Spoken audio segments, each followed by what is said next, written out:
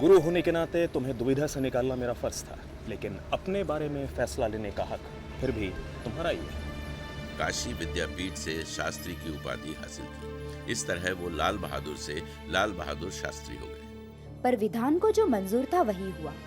हमारे और शास्त्री जी के विवाह का दिन तय हो गया। आप ये विदेशी चीजें नहीं बेच सकते।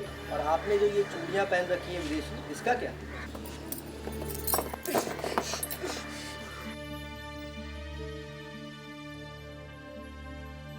तेरी आंखों का रंग है माटी का।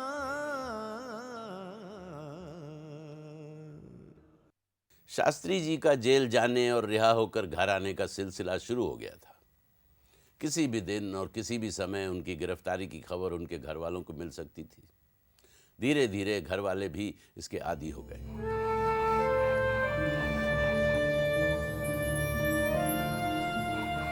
शास्त्री जी जब भी जेल में होते, चिट्ठी ही दोनों पति पत्नी को जोड़ने का काम करते।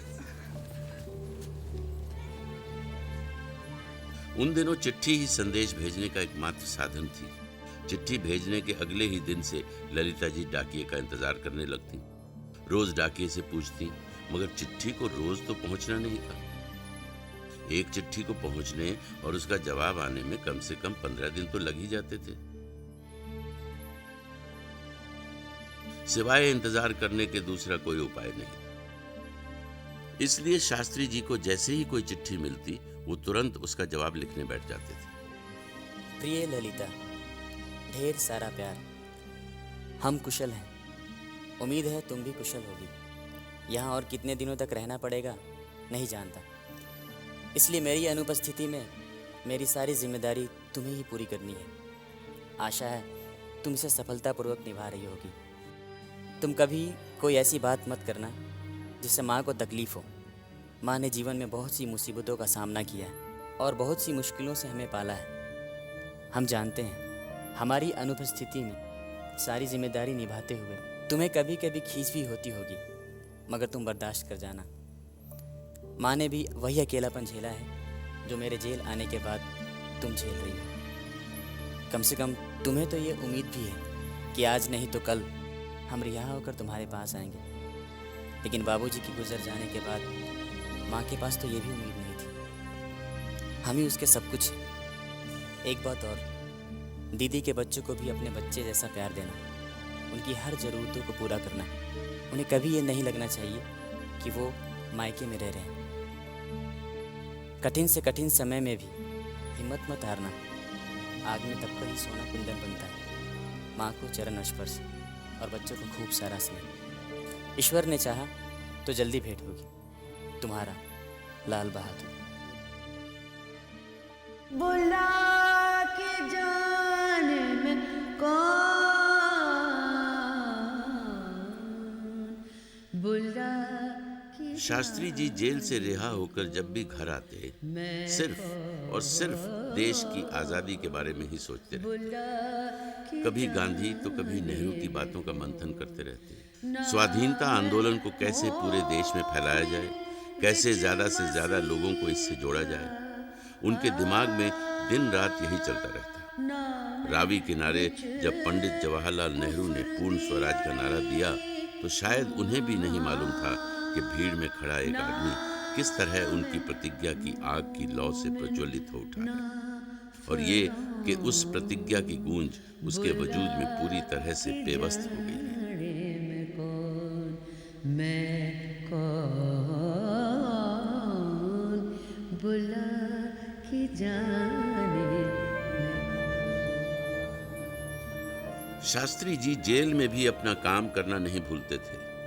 वो अपने साथी कैदियों को पूरे देश में चल रहे स्वाधीनता आंदोलनों की जानकारी देते और उन्हें जागरूक करते। घर के बारे में उन्हें यही लगता कि वहां सब कुछ ठीक ही होगा, मगर इस बार ऐसा नहीं हुआ। घर में बेटी सख्त बीमार पड़ी।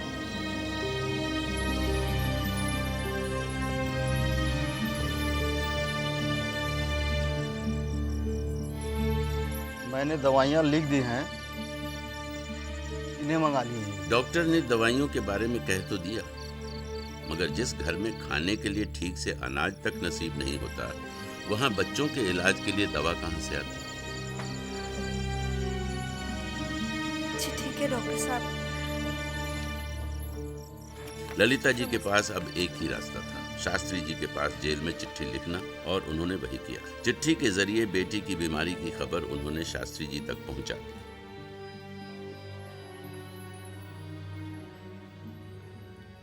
सर,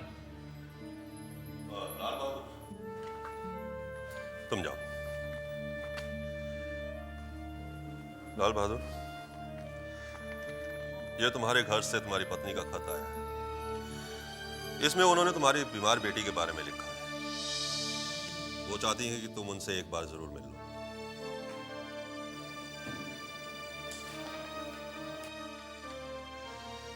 इस हल्फनामे पर दस्तखत करके तुम अपनी बीमार बेटी से मिलने जा सकते हो। क्या लिखना है इसमें? इसके मुताबिक तुम इस दौरान ना तो किसी पॉलिटिकल आदमी से मिलोगे और ना ही किसी आंदोलनकारी से। तुम अपनी बीमार बेटी से मिलकर फौरन यहां वापस आ जाओगे। मैं इस पर दस्तखत नहीं करूंगा। क्यों? क्योंकि मैं कोई कैदी नहीं हूं। मैंने कोई चोरी नहीं की और ना ही मैंने कहीं डाका डाला है। मैं इस देश का सिपाही हूं, अपने वतन का वफादार नागरिक हूं।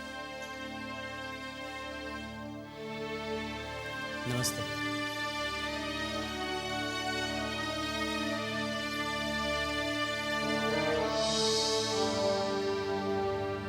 शास्त्री जी के इन शब्दों ने जेलर को झंझोड़ कर रख दिया, मगर वो करता भी तो क्या। कानून ने उसके हाथ बांध रखे थे, मगर शास्त्री जी की सादगी ने उसके अंदर द्वंद्व पैदा कर दिया, कानून और इंसानियत के बीच का द्वंद्व।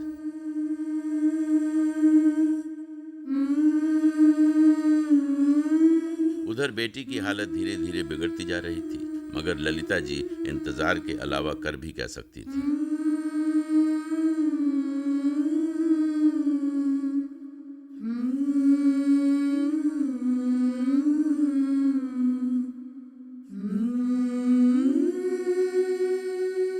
और आखिरकार इंसानियत जीत गई। जेलर खुद चलकर शास्त्री जी की बैरक में गया और उन्हें बिना शर्त बेटी से मिलने की इजाजत दे दी। लाल बहादुर, तुम हल्फनामे पे दस्तखत किए बगैर अपनी बेटी से मिलने जा सकते हो।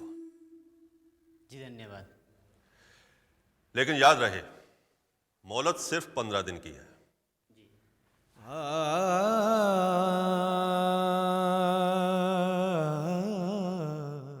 और शास्त्री जी बेटी से मिलने के लिए घर की ओर चल पड़े। रास्ते भर बेटी पुष्पा के बारे में ही सोचते रहे। उसे खूब कहानियां सुनाऊंगा, अपने देश और देश में चल रहे स्वाधीनता आंदोलन की कहानियां। उसे भी बड़ा होकर देश सेवा करने की प्रेरणा दूंगा।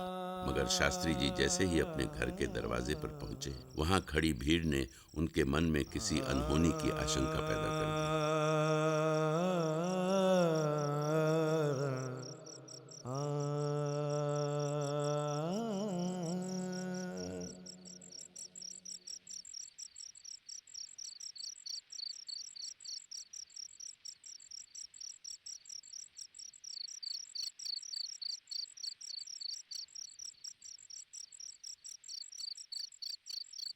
ललिता,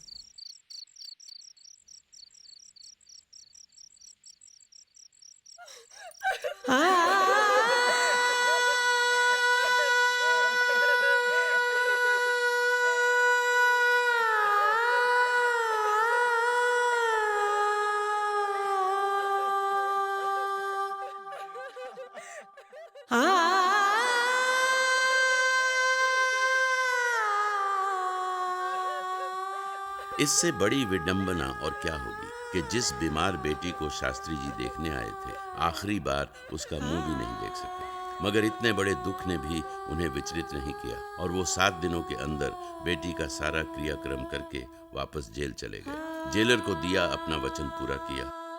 मगर ललिता जी का क्या? वो तो मां थी।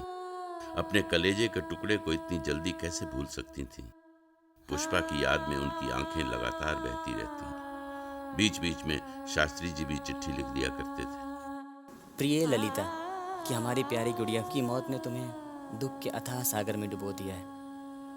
ऐसी घड़ी में मेरा तुम्हारे पास न होना तुम्हारे दुख को और बढ़ा देता होगा। लेकिन हम क्या कर सकते हैं, इंसान तो नीति के हाथ का खिलौना है। जीवन और मृत्यु का खेल तो हमेशा से चलता आ रहा है और हमेशा चलता रहेगा। जो यहाँ आया है उसे एक ना एक दिन जाना ही है। दुख तो इस बात का है कि हमारी प्यारी गुड़िया असमय ही हमें छोड़कर चली गई। लेकिन किसी के चले जाने से ज़िंदगी रुकती तो नहीं। अपने बाकी के बच्चों की खातिर तुम्हें कलेजे पर पत्थर रखना ही पड़ेगा। हम जानते हैं अगर हम तुम्हारे पास होते मिलते, मगर क्या करें, जिस धरती माँ की छाती पर उगा अनाज खाता हूँ उसकी गुलामी सही नहीं जाती। हिम्मत से काम लेना। तुम्हारा लाल बहादुर। मुश्किल से मुश्किल घड़ी भी शास्त्री जी को देश और पार्टी की सेवा करने से नहीं रोक सकी थी। इसी जुझारूपन, ईमानदारी और कर्मठता की वजह से कांग्रेस पार्टी में उनका कद काफ़ी बढ़ गया और उन्हें इलाहाबाद कांग्रेस में एक महत्वपूर्ण पद दे दिया गया। आगे 1936 में वो इलाहाबाद कांग्रेस के अध्यक्ष भी बने। तब लोगों ने देखा कि शास्त्री जी विलक्षण प्रतिभा के धनी व्यक्ति हैं। उनमें कार्य करने की अपार क्षमता है। तेरी आंखों का रंग है माटी का,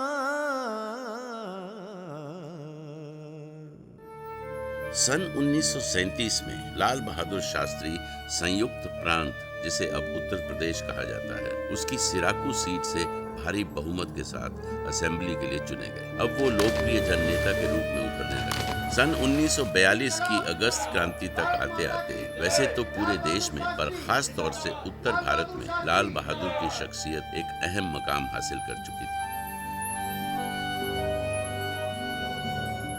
इसी दौर में कई शीर्ष नेता और कार्यकर्ता गिरफ्तार किए गए, तो लाल बहादुर शास्त्री को भी एक बार फिर जेल की यात्रा करनी पड़ी। जेल में शास्त्री जी फिर अपने काम में लग गए। वो देश और देश के बाहर चल रही क्रांतिकारी गतिविधियों के बारे में अपने साथी कैदियों को बताते और उनका जोश बढ़ाते। किसी भी कैदी के मन में कोई सवाल या शंका खड़ी होती तो वो तुरंत उसका समाधान करते।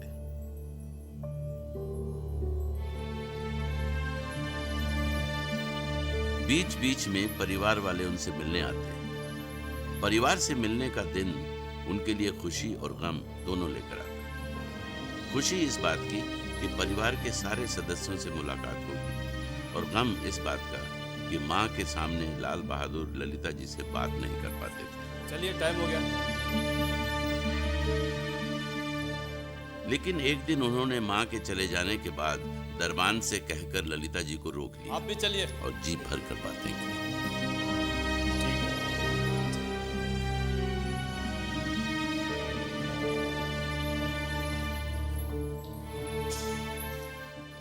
ललिता, तुम कैसी हो? अम्मा कह रही थी कि आजकल तुम्हारी तबीयत ठीक नहीं रहती। देखो, अपना ख्याल रखा करो और रोज 1 गिलास दूध पिया करो। और हाँ, हमेशा एक बात याद रखो, दूर रहने से प्यार कम नहीं होता बल्कि और बढ़ता है। हम ठीक हैं, तुम अपना ख्याल रखना।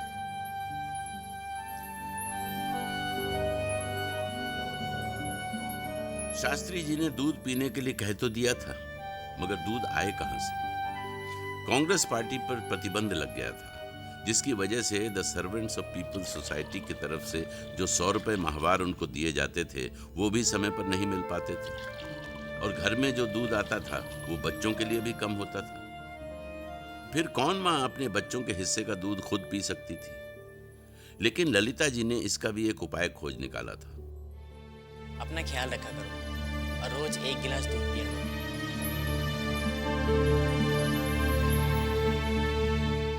उन्होंने अपने लिए एक छोटा सा गिलास खरीद रखा था और उसी से 1 गिलास दूध रोज पी जाया करती थी। इससे बच्चों के हिस्से का दूध भी रह जाता था और शास्त्री जी की बात का मान भी।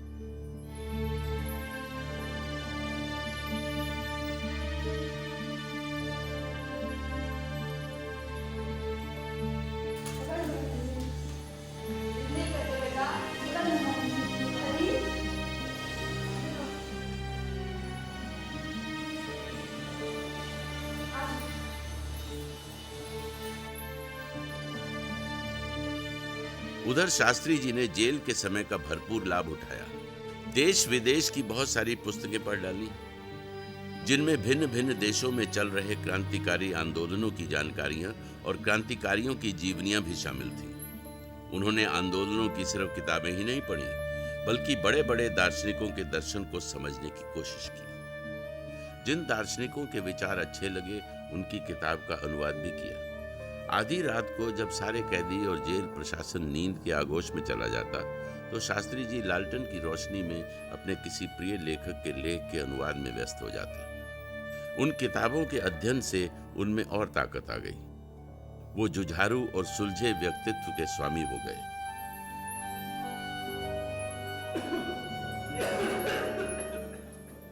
अगर कोई कैदी बीमार पड़ता, उसे कोई भी तकलीफ होती, तो शास्त्री जी तन मन से उसकी सेवा करते। मुसीबत की घड़ी में कभी किसी का साथ न छोड़ते।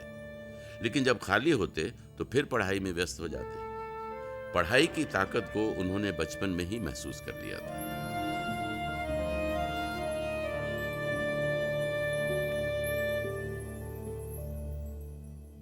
ऐसी सुलझी हुई सोच के अनगिनत उदाहरण शास्त्री जी की जिंदगी में बिखरे पड़े हैं। क्योंकि उन दिनों इलाहाबाद में रहते थे, इसलिए आनंद भवन में उनका आना जाना था। नेहरू जी और राजश्री पुरुषोत्तम दास टंडन के वैचारिक मतभेदों में भी शास्त्री जी एक पुलिया का किरदार निभाते थे। To carry Purushottam Das Tandon and Jawaharlal Nehru at the same time was a fantastic achievement. You know, they would never talk to each other, both of them, in Allahabad, because Tandon was to the right and Panditji was totally secular in his belief and so on. Nehru ji और टंडन जी में वैचारिक मतभेद होने के बावजूद कभी कभार खत लिखना पड़ता था। तो नेहरू जी शास्त्री जी से कहते थे कि टंडन जी को एक खत लिख दीजिए, और जब वो खत टंडन जी के पास पहुंचता था तो टंडन साहब शास्त्री जी को कहते थे कि नेहरू जी का खत आया है, ज़रा उसका जवाब लिख दीजिए। वो लिख देते थे। ये था उनका चरित्र और उनकी ईमानदारी। ये कॉन्फिडेंस था। ये कॉन्फिडेंस जब ही होता है जब आप टोटली ऑनेस्ट